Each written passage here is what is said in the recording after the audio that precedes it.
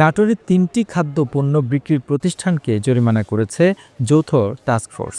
বৃহস্পতিবার দুপুরে এসব প্রতিষ্ঠানে জরিমানা এবং সতর্ক করা হয়। জেলা প্রশাসনের তত্ত্বাবধানে ও সেনাবাহিনীর সহযোগিতায় এই অভিযান পরিচালনা করা হয়।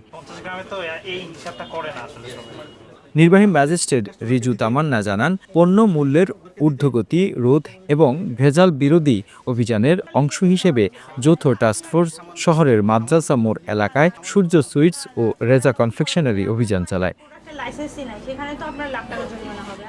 অভিযানে বিএসটিআই এর নিবন্ধন দেখাতে না পারায় সূর্য সুইটসকে ১,৮০০ টাকা জরিমানা করা হয়।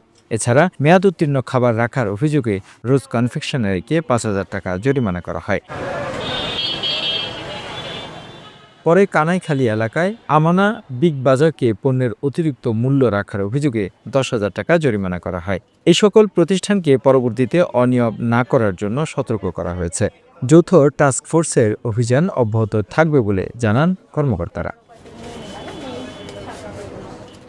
The news Bangladesh desk report.